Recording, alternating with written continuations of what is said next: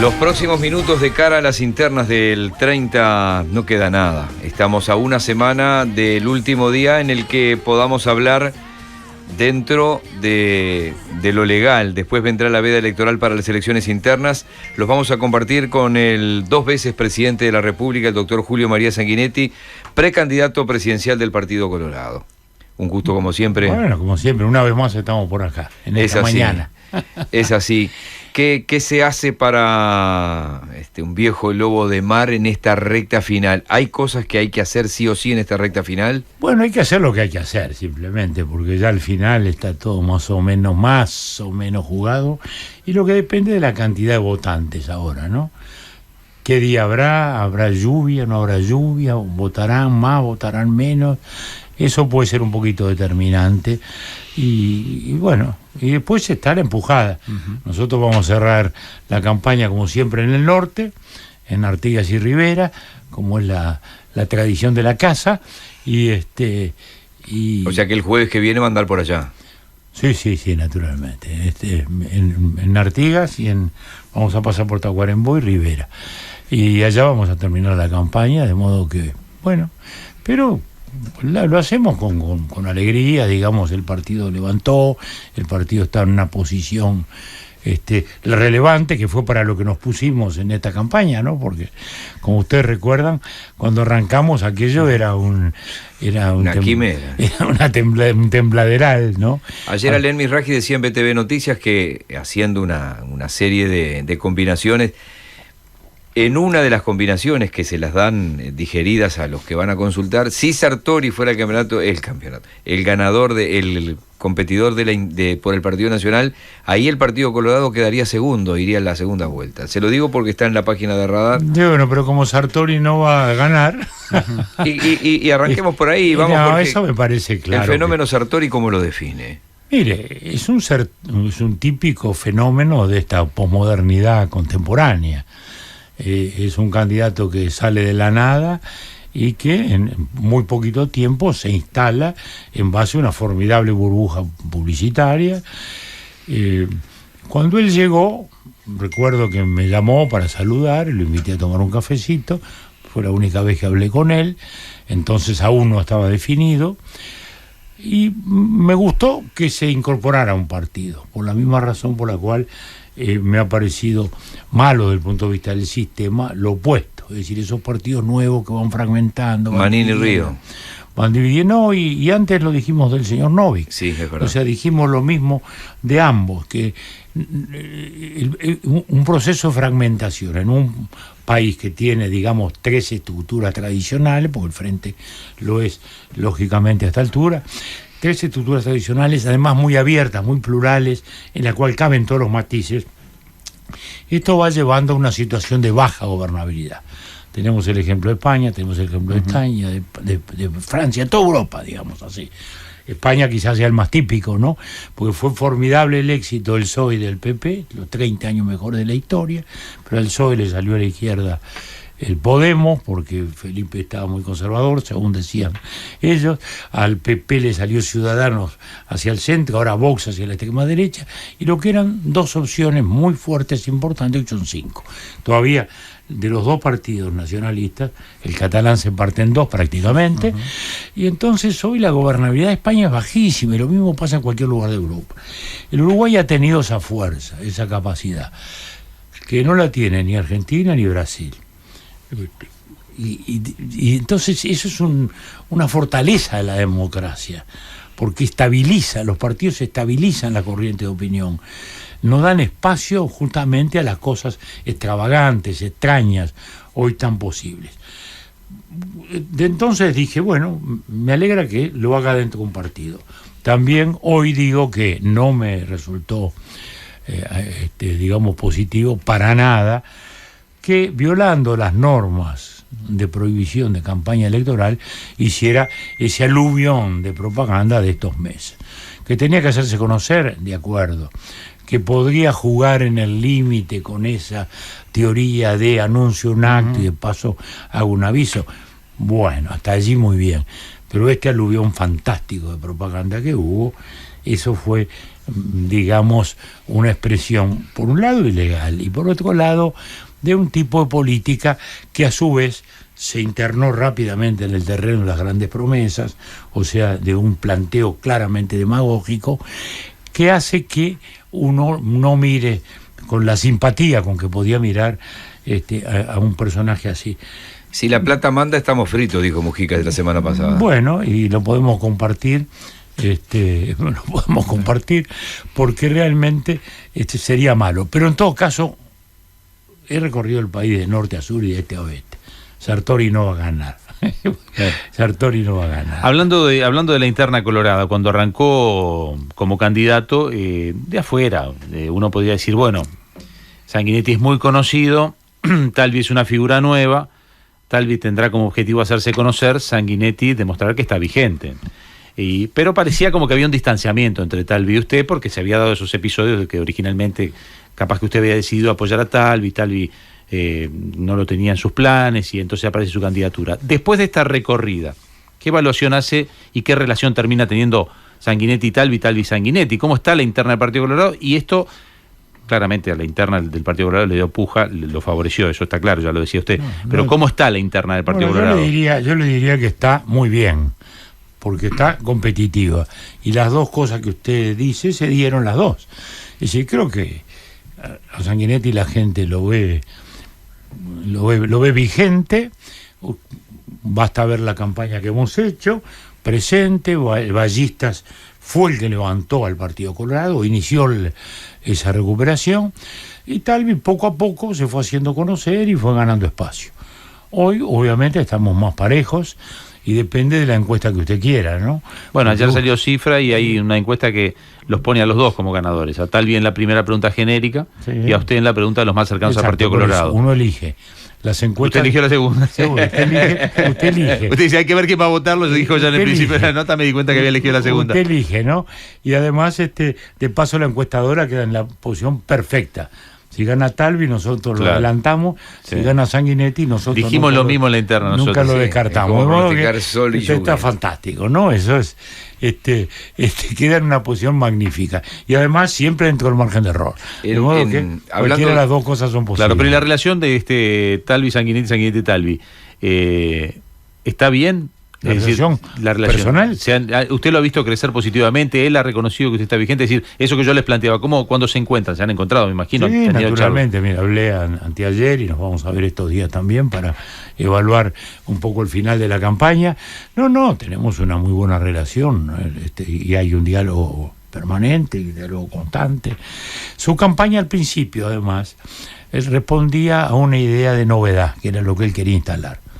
O sea, eran colores diversos, no estaba colorizada, digamos así, su campaña. Y le costaba remontar al principio. En cierto momento cambia el ritmo de su campaña, vuelve al Colorado, vuelve a la semántica tradicional del partido y a la estética tradicional del partido, y ahí empieza a crecer. ¿Le gustó el debate que hizo con Andrade, el de Talvi? Mire, yo no lo vi, pero creo que fue bueno. Lo llamé el día antes para... ¿Cómo no lo vio? ¿Es real que no lo vio? Para desearle suerte. Es verdad, mire, estaba en Colonia y venía de Colonia. ¿Quiere que le diga una cosa? Sí. Nunca vi un debate mío.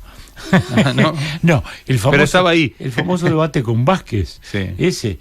El otro día me dice uno, ¿lo volvió a ver? No, digo, yo nunca lo vi. Nunca lo vi. Pero bueno, en este caso estaba en Colonia, obviamente, no era algo muy predeterminado, y vine en viaje. Pero vi sí la repercusión, que quizás sea tanto más importante que eso. Hubo una enorme audiencia, la gente vio bien el hecho de que hubiera una polémica o un debate. La gente creo que vio bien también que fuera civilizado, digamos, que no fuera una carnicería. ¿Y qué le pareció que fuera extrapartidario? Porque uno se debería preguntar, en esta instancia muchos han dicho que los debates a la interna tienen que ser a la interna, hasta el 30 de junio hay una interna. No, pero no tienen sentido esos debates. A mí me los plantearon y les digo, no tiene sentido, porque el 90% estamos de acuerdo. Entonces vamos a exacerbar ese 10% que hay matices diferenciales. No tiene sentido. Uno trabaja en contra del propio partido. Los debates internos no tienen sentido. Ningún sentido. Tienen que ser... Son muy comunes en Estados Unidos. Lo de Hillary y Obama eran a muerte. Bueno, pero pasa que eso era tremendo, ¿no? Estados Unidos... Las cosas que se decían... No, eran terribles, ¿no? Los americanos en eso muy curiosos. Son tremendos los debates. Y ni hablemos con Trump. Uh-huh. También las cosas que se decían adentro del Partido Republicano contra Trump. Eran descalificaciones absolutas. Expresidente decía, no lo vamos a votar de ninguna manera. Bueno, no es el caso. Yo creo que lo importante es que el partido se reposicionó, tenemos una encuesta competitiva, no hay que descartar tampoco al doctor Amorín, que como hemos dicho estos días, creo que el 30 vamos a festejar todos, nosotros por revalidar la mayoría ballista, Ciudadanos por una gran elección, y Amorín porque va a sacar 3 o 4 veces más que lo que le dicen las magras encuestas que están abajo lo tiran, porque uno ve los dirigentes, los ve, y hay encuestas que le han dado 0, sí. Esta misma cifra le daba 0. Ahora figura en cifra. Usted ha hablado desde el principio de un acuerdo de la oposición, como 2 grandes bloques, incluso lo ha marcado a través del tema Venezuela, lo ha marcado como que hay 2 bloques. El 30 de junio, ¿de qué manera intenta generar esa coalición, siendo el candidato del Partido Colorado o no siendo el candidato del Partido Colorado? Bueno, yo creo que voy a ser el candidato del Partido Colorado, pero en cualquier caso, todos estamos en la idea de la coalición, todos en el partido estamos diciendo lo mismo desde ese punto de vista, y además es la lógica más elemental. Nadie puede aspirar al 40-45%, ni el Partido Nacional, con todo su brío, ni nosotros. Es imprescindible construir una alternativa que compita con el Frente en condiciones de éxito y que ofrezca realmente una alternativa. Eso lo planteamos desde el primer día, se instaló felizmente en el debate, se instaló la idea, hoy está asumida y sin ninguna duda eso se va a lograr, a mi juicio, por lo menos en 4 o 5 puntos decisivos. No hace mucho el senador Mieres estuvo recorriendo los partidos pidiéndonos opinión sobre educación, sobre el EDUI 21, si podía ser la base, y en general todos le dijimos que sí. Mieres acá nos dijo que a él le cuesta una coalición muy amplia si en esa coalición está Cabildo Abierto, por ejemplo. Lo dijo acá. Y dijo que los plazos eran otros, que esto es después de octubre. Bueno, yo creo que es al revés, creo que es antes de octubre. Ahí tenemos una diferencia. Y quizás a él se le pueda convencer de que no se trata de anunciar la coalición de gobierno antes de octubre, pero sí decir, así como él mismo procuró que todos dijéramos que la base para la reforma educativa es la DIVIO 21, que podamos decir que la base para la inserción internacional del país o para la seguridad o para esos temas fundamentales que tenemos puedan ser acuerdos que ya se hagan, acuerdos puntuales, por lo menos que digamos, hay 3, 4 cosas en las cuales ya estamos de acuerdo. Estamos con el candidato presidencial del Partido Colorado, el 2 veces presidente Julio María Sanguinetti. Una pausa, hay allí una lista de temas puntuales. Cuando nuestra producción nos da 10 páginas con 100 noticias, se hace difícil, es que se le complicó a él. Le complicó a él para resumir, pero hay una cantidad de temas puntuales que vamos a hablar con el doctor Sanguinetti en instantes nada más. Poder Ciudadano Radio. Periodismo responsable, pero no acartonado.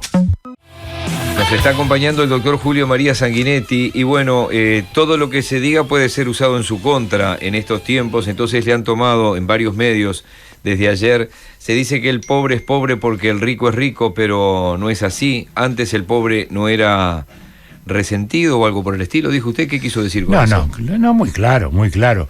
Lo que quiero decir es que en los cambios de la sociedad que se han dado, el Uruguay, y lo explicité mucho ayer, construyó una gran clase media.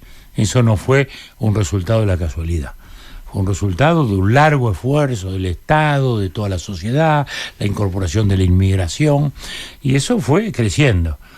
Y felizmente. Desgraciadamente, en los últimos años hemos tenido la llamada fractura, en virtud de la cual ya no todos tenemos los mismos valores, porque antes el pobre quería llegar al medio. El pobre del barrio miraba hacia el farmacéutico, el almacenero, y quería llegar a esa situación, digamos, ¿no? Es decir, eran exactamente los mismos valores. porque además la clase media normalmente había empezado de pobre, digamos. Se amplió consumo también, ¿no? La vitrina de elementos a consumir nos hace más humanos desde el punto de vista de que cada día queremos más, porque cuando usted era joven, el rico capaz que lo que tenía era una heladera y no estaba el televisor todavía pero siquiera. ¿cómo? Cuando llegó la primera heladera al barrio, allá en la calle Santiago de Chile, fue un acontecimiento de todo el barrio. La ambición era llegar a fin de mes y comer. Hoy en día, claro, desde el celular, los campeones, la heladera, el microondas, el coso. Bueno, pero eso también la ha democratizado, porque ese es un tema que a veces se habla, cuando uno dice el consumismo. Si el consumismo es la visión patológica, ¿no? Claro. Pero porque haya borracho no quiere decir que el vino sea malo, ¿no? Porque se pueden tomar 2 copas, ¿no? Y no emborracharse. Esto es lo mismo. El consumo ha democratizado también los consumos. Antes, calentar una casa era muy difícil, nos moríamos todos de frío. Y hoy no. Hoy, pero por eso aún la gente más modesta tiene posibilidades de tener una casa razonablemente confortable, salvo estemos. ¿No fue más fuerte la educación del consumo que la educación de la población en cuanto a los valores? Yo creo que ahí perdimos un poco, ¿no? ¿Usted qué opina? Bueno, no, yo creo que sí se han perdido, pero no es simplemente por el consumo, son otras fracturas que a su vez hoy hay que atenderlas muy particularmente. Mire, cuando nosotros hicimos la reforma educativa, en nuestra segunda presidencia, ya estábamos viendo que se estaba insinuando ese proceso de fractura. Y por eso le pusimos tanto el acento a los preescolares y tanto el acento a las escuelas a tiempo completo, para retener más horas a muchachos que en realidad en la casa desaprendían. Uh-huh. No era como fue históricamente. Sí, uno había una contención. Como debe ser, que la escuela la casa es el lugar de mayor transmisión de valores y de hábitos de comportamiento y de cultura, en definitiva, ¿no? El primer centro de educación es la casa. Pero con una familia que se había ido disminuyendo, con una familia monoparental con grandes dificultades, yo no veía eso. Quiere decir que ahí intuíamos que eso iba, desgraciadamente eso ha ido peor.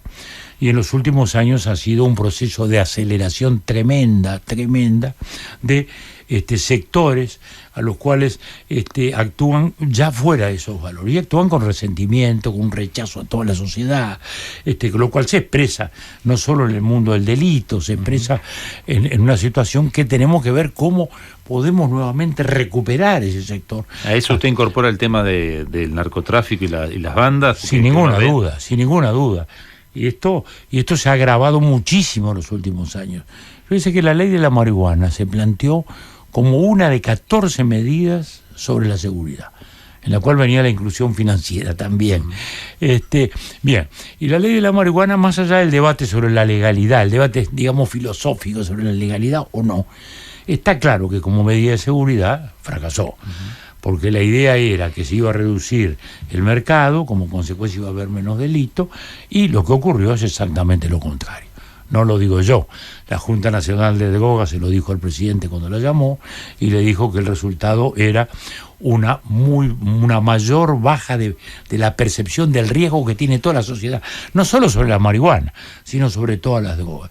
Y además es evidente que el mercado se amplió. Y también es evidente que empezaron los ajustes de cuentas, ahora 7, 8 años. El ministro Bonomi se enoja cuando yo lo digo y dice, no, en la época colorada también había droga. Bueno, sí, yo no digo que no hubiera droga, no lo niego, pero que las bandas empezaron a actuar hará 7, 8 años, algo así, no hay ninguna duda, porque su propio testimonio lo brinda cuando empezó a hablar de los famosos ajustes. Para no irnos de la marihuana, en la eventualidad, si estuviera en sus manos, que seguiría vendiendo en farmacia, seguiría produciendo el Estado, ¿qué haría con esa ley? Mire, yo no tengo una conclusión definitiva. Creo que habría que juntar todas las partes y hacer una evaluación, que es lo que dijimos del primer momento. Vamos a evaluarlo. Desde el punto de vista de la seguridad, fracasado. Desde el punto de vista de regularizar el consumo también, porque se ha aumentado. La percepción sobre el fenómeno de la droga ha crecido. Está claro a su vez que hay una cosa fundamentalísima, y es la información. Hoy los muchachos tienen la misma ignorancia que teníamos nosotros cuando íbamos al liceo sobre el cigarrillo. Nadie sabía que eso era cancerígeno, no teníamos la menor idea del cancerígeno.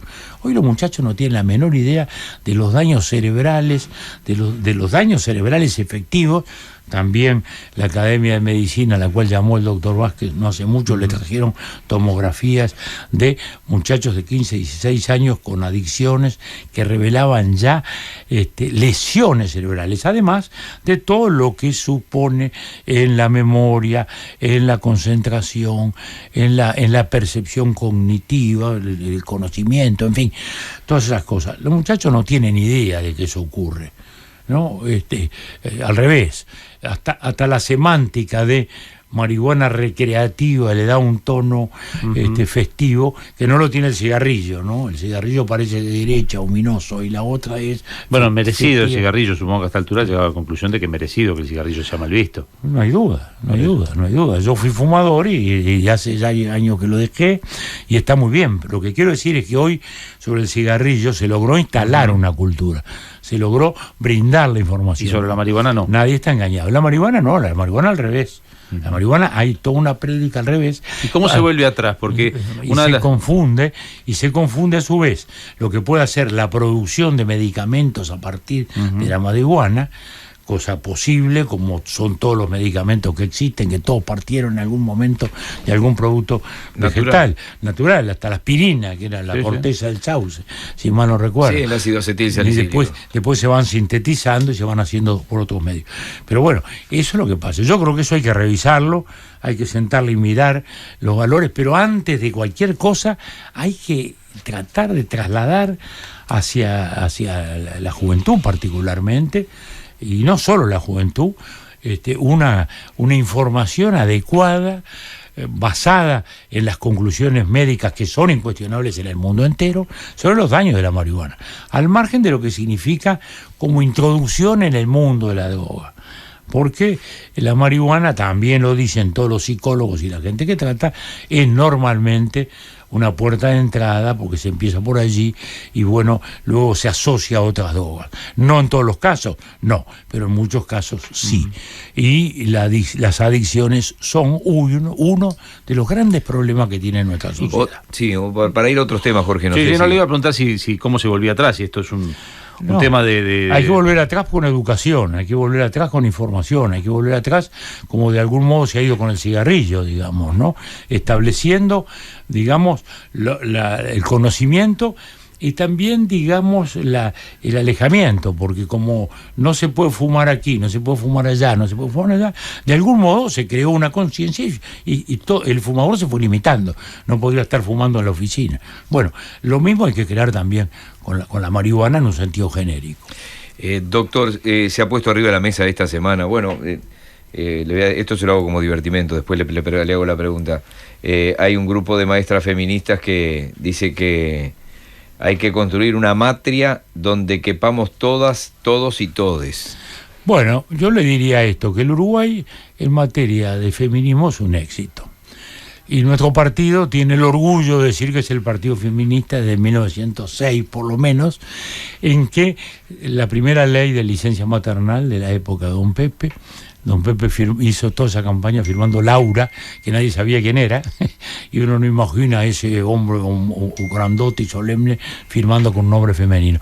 Y luego vino en el 7 la ley de divorcio, que era liberadora de la mujer, fundamentalmente, el divorcio por sola voluntad de la mujer, la universidad femenina en el 12 para abrir el camino hacia la universidad, luego vino el voto. Luego vino en el año 46 la igualdad de derechos civiles de la mujer, porque uno a veces pierde de vista eso, ¿no? La patria potestad no era compartida como es hoy, la tenía solo el padre, la administración del patrimonio. O sea, el Uruguay tanto es un éxito que de los 3 poderes del Estado uno es femenino. El Poder Judicial, el 60% son mujeres, quiere decir que el Uruguay avanzó notablemente. Vamos a la universidad. Hoy se reciben más médicos y más contadores y más abogados, mujeres. Quiere decir que el Uruguay ha sido un éxito. ¿Está todo logrado? No, nunca está todo logrado, porque los remanentes machistas sobreviven, porque en lo laboral hay discriminaciones que son notorias y que no se pueden ignorar, producto también de la maternidad, producto de ese tipo de cosas que hace que todavía existan remanentes allí a tratar de superar. Pero lo que quiero decir es que a diferencia de otras sociedades, el Uruguay superó sustantivamente el tema de la discriminación, porque vuelvo a decir, si hay más profesionales mujeres que hombres, y si uno de los 3 poderes del Estado, hoy casi el más importante, es femenino, bueno, yo diría que el Uruguay... La izquierda se apropió entonces, porque usted hace un raconto de cosas que pasaron en gobiernos anteriores, pero ¿por qué el concepto es que si no gana, porque se escucha en la campaña, si no gana el Frente Amplio hay un retroceso en todo esto? Bueno, es un eslogan como cualquier otro, pero está claro que es falso.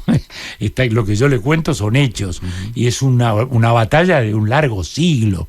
No es que, porque estos resultados que efectivamente se alcanzaron, que ese es el error de estos movimientos, que no reconocen lo que se ha avanzado, y luego lanzan esas cosas tan radicales, como por ejemplo el cambio del lenguaje, que a su vez generan reacciones en contra. Sí, porque uno no imagina cómo hoy un García Márquez podría escribir 100 años de soledad con ese lenguaje arrevesado y con el todos y todas y con esto y con lo otro, porque sería imposible.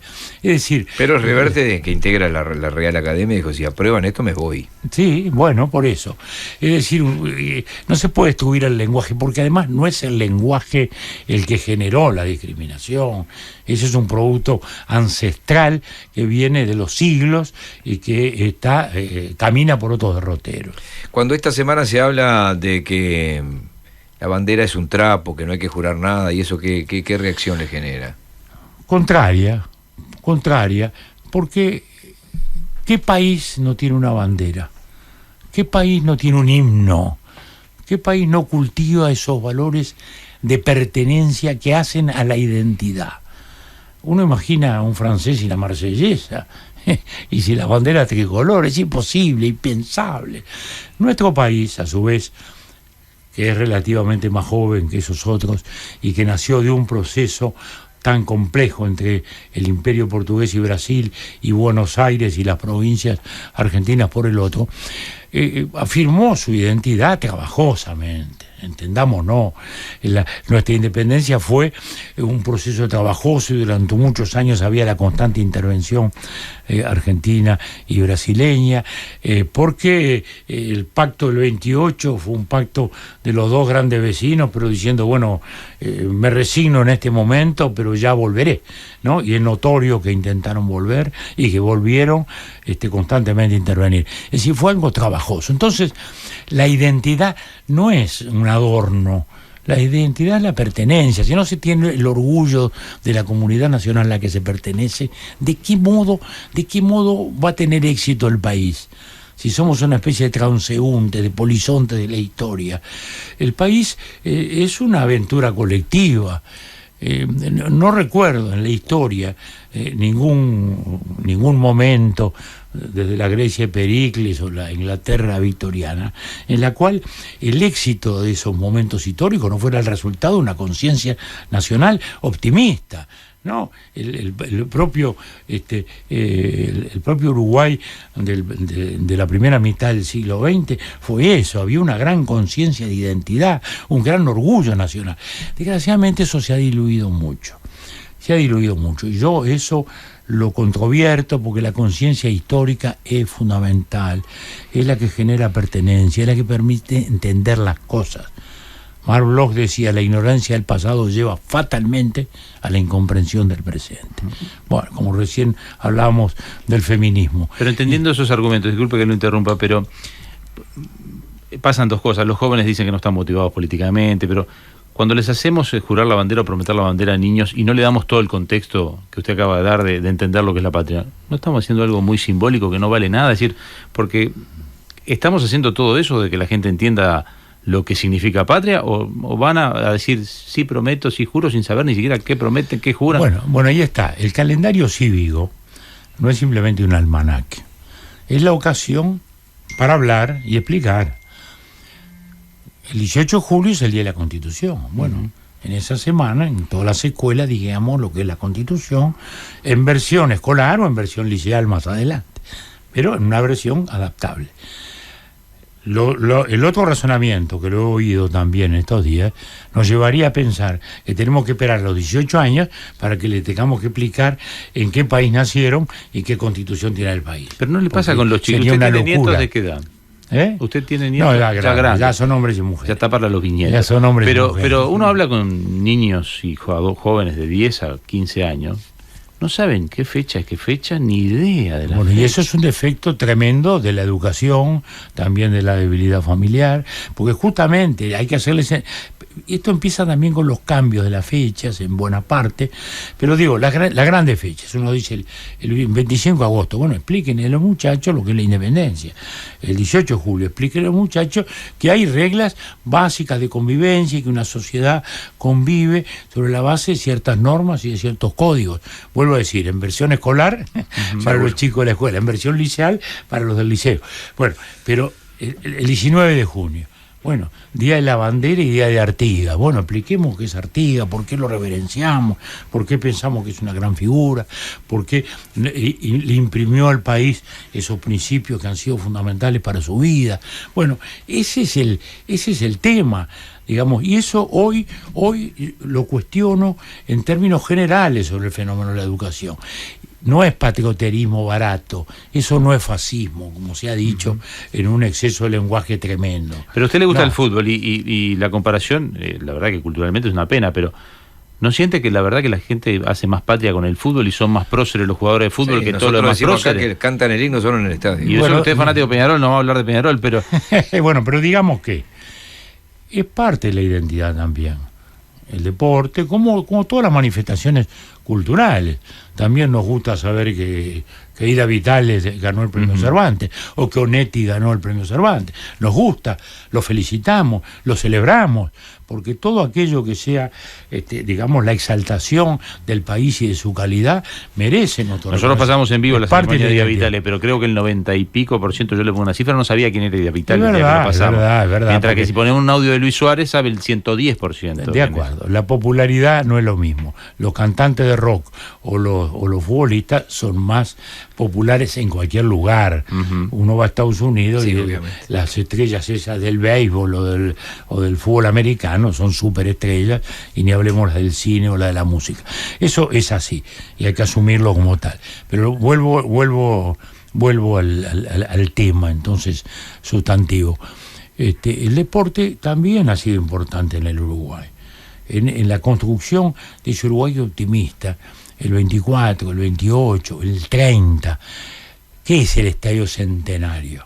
Fíjense, en el año 25 se inaugura el Palacio Legislativo. En el año 30 se inaugura el Estadio Centenario. Hubo un gran debate sobre cuál era el centenario, si era el 25 de agosto o era el 30. Pero se zanjó maravillosamente, porque el 25 de agosto se inaugura el edificio más emblemático de la institucionalidad democrática uruguaya, el Palacio Legislativo. Y el 30, bueno, digamos el templo laico, la catedral laica. Y se hace el Estadio Centenario, que para la época era algo fantástico, no solo para el Uruguay, ¿no? Uno mira en las películas, en Carro de Fuego, uno mira el estadio ese de madera, bueno, ahí jugó Uruguay, ahí jugó Uruguay en el año 24, ¿no? Bueno, es decir, no había esos grandes estadios de hormigón que nacen allí, y fue una proeza del país, y eso fueron afirmaciones de identidad también. Entonces no hay que renegar de eso. Durante mucho tiempo, recuerdo que los intelectuales, ¿no?, tenían un gran desprecio, decían, bueno, parafraseando a Marx, ya el opio de los pueblos no era la religión, era el deporte. Bueno, luego también los intelectuales fueron asumiendo o se resignaron a entender que eso también existe, ¿no? Pero es una parte. Pero eso no invalida lo otro, no invalida el sentido de pertenencia, vuelvo a decir, el sentido de aventura colectiva. Y el deporte de algún modo lo refuerza. También los seleccionados a veces tienen una connotación un poquitito patriotera, que esa sí no me gusta, ¿no? Sí, porque sí, entonces que se pasa para el otro lado. El día que jugamos contra Argentina, todos los argentinos son los patoteros, todos, no, bueno, no. Esa es la parte mala, pero no invalida la otra. lo que significa también como una expresión cultural, porque el deporte es una expresión de la cultura. 2 o 3 cositas finales de mi parte que tienen que ver con cosas más personales. Yo me acuerdo que una vez Jorge Valle me decía, dice, vio que yo siempre fui flaco, dice, pero a veces cuando vienen las campañas tengo panza porque tengo que comer una milanesa y la como. Me ofrecen un chorizo al pan y no voy a decir que no, me meto a comer un guiso. Que lo decía siempre. Me meto a comer un guiso allá y como lo que venga. En su caso, que anda con el tupper en el auto, ¿cómo que? No, la verdad, sí. Cuando vuelvo, vengo con el tupper en el auto y como un poquito de queso, de fiambres, esas cosas. Cuando de repente uno termina un acto 9:30 de la noche y tiene 2 horas de auto, sí, andamos con el tupper. Porque en lo posible intenta volver a Montevideo siempre. Sí, en general sí. Salvo que esté en la parte norte del país. Salvo que estemos muy lejos, sí. Algunos lugares sí me he quedado, en Paysandú, en Salto, ni hablar. Pero en el sur sí. Pero sí, porque a su vez, ¿qué pasa? Uno llega de noche y de mañana están ustedes, ¿no? De mañana están ustedes y para nosotros son hay muy que ir para allá. Sé que a usted le habrá pasado también de comer una milanesa en cualquier lado, pero los años pasan obviamente. No, yo me cuido, porque no tengo más remedio. Tengo 83 años, estoy fenómeno de salud, estoy fenómeno de ánimo, pero hay que cuidarse. Locuras no, locuritas no. ¿Toma muchas pastillas por día? Unas cuantas, por suerte. ¿Quién le organiza el pastillero? Marta. Marta. Dígame la verdad. Ya me la dio hoy de mañana. Yo hago el desayuno. Pero ella ¿Qué hizo hoy de desayuno? Lo de siempre. Jugo de naranja, 3 naranjas para mí, el jugo de ciruela para ella, el té, porque ella toma té, el agua caliente, el té porque le gusta el té en rama, no le gusta mucho el de sobrecito, pongo tal, el café para mí calentar, etcétera. Son 17, 18 minutos y está todo pronto. Después sí, ahí nos sentamos, leemos los diarios y ella me da los remedios. Y cuando no estaba en esta locura de nuevo de andar para arriba y para abajo, decía, voy a dejar descansar la cara, estaba 2 o 3 días sin afeitarse, ¿no? No era lo mismo, no, dejá de afeitarme nunca, yo soy bastante formalito para todo eso, porque además tenía mucha actividad también. Sí, todo el tiempo recibiendo gente y trabajando y escribiendo y hablando en el exterior con esto y lo otro, o sea que es una rutina que mantiene a como de lugar. La rutina es igual, la única diferencia está en que ahora, por ejemplo, desayunamos a la carrera, leemos los diarios, casi los titulares, y salimos corriendo para acá. ¿Tiene diario papel en su casa todos los días? Sí, por supuesto, diario un papel. Diario un papel es distinto y el papel no va a morir contra lo que se dice. Como no murió ninguno de los medios. Ustedes son radio. Hubo una época que la radio se yo no. Sí, al llegar la televisión. Se acabó la radio, porque ahora vino la tele, y entonces la tele con imagen, fantástico. Y luego se empezó de a poquito a revalorizar la radio, y en las grandes ciudades ni hablemos, cuando quedó claro que el habitante de una gran ciudad tenía por lo menos 1 hora en una ciudad chica como esta, o 2 horas en cualquier otra ciudad arriba de un auto, bueno, la radio pasó a ser espectacularmente importante en las horas de la mañana y en las horas vespertinas. Para alguien que hace periodismo, Larrañaga salió a decir esto, en realidad es el único que lo ha escuchado, que ha dicho que él, si es presidente, va a apoyar a los medios tradicionales, porque parece, en este último tramo, la verdad que con campañas gratuitas puestas por el Estado y ocupando espacios de publicidad, yo no sé, pero ¿qué va a hacer usted? Pero por supuesto apoyarlo fervorosamente. Para empezar, vamos a derogar esa ley de medios que le ha dado instrumentos con los cuales se ha abusado. Era el peligro, era que se abusara, y se ha abusado. Desgraciadamente se ha abusado, porque la campaña de información de bien público, que debía ser para temas de salud, de la vacunación, de todo lo otro, ha terminado en propaganda de gobierno. Eso está mal. Esa ley hay que o derogarla toda o dejar algunos aspectos administrativos imprescindibles. Pero sin ninguna duda hay que apoyar los medios. La democracia se sustenta en los medios. Es muy malo que no haya medios. Pero fíjese, los diarios en papel. Uno mira acá la televisión, los informativos de la mañana. Pero en Madrid o en París pasa lo mismo. ¿Qué hacen? Leen los diarios. Muestran las primeras páginas de los diarios. Muestran los titulares. Y esto es más imprescindible que nunca en este tiempo de redes. Uh-huh. Porque las redes, que a veces se confunden mucho y confunden a la gente, no son periodismo. Ahí no hay editor, ahí es un griterío ensordecedor de voces que se expresan. Y esto ha generado una gran confusión y lo genera también en la democracia. Bueno, porque uno se encuentra con un amigo y le dice, ayer le dije a Vázquez esto y esto y esto. Ah, ¿estuviste con el presidente? No, le encajé un Facebook que no sabe. Le digo, seguramente Vázquez no durmió anoche. O sea que si usted gana, al día siguiente vienen los medios a golpearle la puerta, los atiende para ver qué se puede hacer. Y seguro, y tiene que hacerse, como se hizo siempre. Porque es parte de la cultura y es parte de la democracia. Para mí es fundamental, los medios son, y los medios, cuando digo medios tradicionales. Digo, las redes no son medios. Las redes son la amplificación de lo que antes se decía la calle. En los viejos comités venía alguien y decía, la calle dice. Recuerdo una vez que estábamos en una reunión y don Carlos Fischer, un viejo político, un hombre muy sensato, alguien dijo, no, porque en la calle se dice tal cosa. Y él dijo, ¿en qué calle? Porque yo vivo en la calle Colonia y se dice otra cosa, ¿no? Bueno, y ahora las redes dicen, ¿qué redes? ¿Quién dice? Ahí no hay editor, bueno, no hay tendencias, por lo menos. En las redes hay tendencias. Veo que a veces hay virales que también que son peligrosísimos, pero son por lo menos de una manera de medirlo. Sí. Lo único de bueno es que son efímeros, sí, duran muy poquito. Como decimos siempre nosotros acá, el papel del periodismo que podía estar en duda está cada vez más vigente, porque es tanto lo que se miente y que se dice torcidamente. Es que por eso se ha revalorizado. El New York Times hace 15 años estaba fundido. Intentó la suscripción, el pago, y fracasó. 10 años después intentó la suscripción y ganó. ¿Y sabe por qué? Me lo explicaron ellos. Porque había aparecido en Netflix. Y la gente se había acostumbrado a pagar, así como antes pagaba una entrada de cine, bueno, ahora pago una entrada de cine en mi casa y todavía elijo 40 películas. Bueno, con el diario empezó a pasar lo mismo y entonces el New York Times sobrevivió. Y hoy vuelve a ser un diario fundamental, vuelve a estar en papel también, o nunca dejó de estar, pero digo, sobrevive en papel también, porque es la gran referencia para que todo ese ruido se articule, para que se sepa lo que quieren decir los titulares.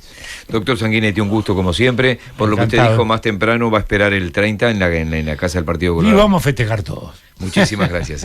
Después de la pausa doy los ganadores, que hoy tenemos invitación para ir a ver Hércules el domingo. Después de la pausa doy los ganadores. ¿Sabés que me dijeron que Verónica Peñairúa todavía está no en llegó viaje? Todavía. Porque las aduanas han demorado 5 o 6 horas. Y esa era para preguntarle a Sanguinetti, no se fue todavía. Qué desastre las aduanas con el Mercosur, ¿no? Puede ser que para salir a Brasil 6 horas en Río Branco anoche la gente que se va a Porto Alegre a ver el partido de hoy. Horrible. No tiene acto, hoy supongo que se pone a mirar el partido. Rupestre. No, hoy no tenemos acto, es imposible. Perdemos. ¿Resultado como para hoy? Japón. No se puede predecir. Y me contestó como político. Le digo sí. El hombre de fútbol siempre tiene resultado. No, yo le digo, creo que Uruguay va a ganar, le va a ser mucho más difícil que el partido anterior.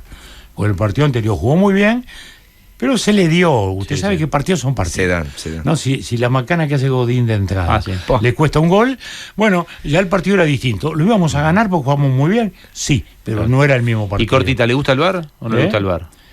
Y el VAR ha demostrado que sirve, porque es un elemento de la realidad. Los 2 goles esos de Brasil en condiciones normales eran goles, porque era muy difícil de ver los offside. Sin embargo, el VAR los mostró, era real, había que anularlo.